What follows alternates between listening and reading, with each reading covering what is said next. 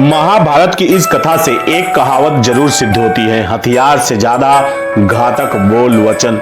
यह बात तो शायद हर जनमानस तक है कि किसी के द्वारा दिया गया बयान परिवार, समाज, राष्ट्र, धर्म को नुकसान पहुंचा सकता है।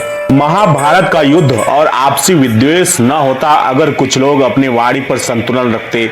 आपने द्रौपदी का नाम तो सुना ही है। इंद्रप्रस्थ में एक बार जब महल के अंदर दुर्योधन एक जल भरे कुंड में गिर पड़ा तो ऊपर खिड़की से हंसती हुई द्रौपदी ने कहा था, अंधे का पुत्र अंधा ही होता है। बस यही बात दुर्योधन को चुभ गई, जिसका परिणाम द्रौपदी चीरहरण के रूप में हुआ और बाद में विध्वंसक युद्ध में बदल गया। इससे हमें यह सबक मिलता है कि कुछ भी बोलने से पहले हमें सोच लेना चाहिए कि इसका आपके जीवन, परिवार या राष्ट्र पर क्या असर होगा और इससे कितना नुकसान हो सकता है। अपमान की आग बड़े बड़े साम्राज्य नष्ट कर देती है।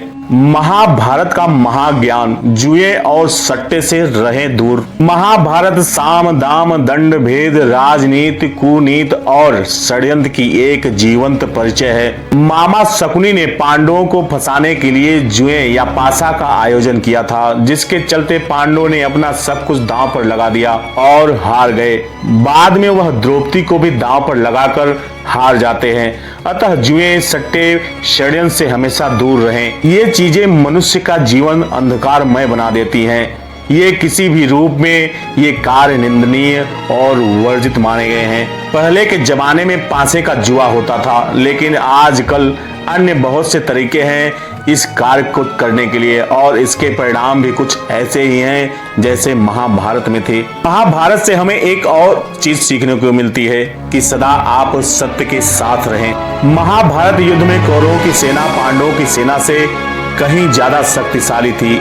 उसमें एक से बढ़कर एक योद्धा और ज्ञानी जन कौरवों का साथ दे रहे थे, पर पांडवों की सेना में ऐसे वीर योद्धा नहीं थे। जब भगवान श्री कृष्ण ने दुर्योधन से कहा कि तुम मुझे या मेरी नारायणी सेना में से किसी एक को चुन लो, तो दुर्योधन ने श्री कृष्ण को छोड़कर उनकी सेना को चुना था और पांडवों का साथ देने के लिए भगवान श्री कृष्ण अकेले रह गए थे। कहते हैं विजय उसकी नहीं होती जहां लोग ज्यादा हैं, ज्यादा धनवान या बड़े पदाधिकारी हैं। विजय हमेशा उसकी होती है जहां ईश्वर है और ईश्वर हमेशा वही होते हैं जहां सत्य है। ये सत्य का साथ कभी न छोड़ें। आप सत्य की राह पर हैं और कष्टों का सामना कर रहे हैं, लेकिन आपका कोई परिचित अधर्म और खोटे कर्म करने के बावजूद संपन्न और सुविधाओं से माला माल है, उसे देखकर आप सत्य का मार्ग ना छोड़ें।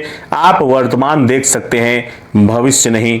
तो अगर आपको वीडियो अच्छी लगी हो तो कृपया लाइक जरूर करें और अगर अभी तक आपने चैनल सब्सक्राइब नहीं किया है तो कर लें, क्योंकि ऐसे ही वीडियो मैं इस चैनल पर लाता रहता हूं।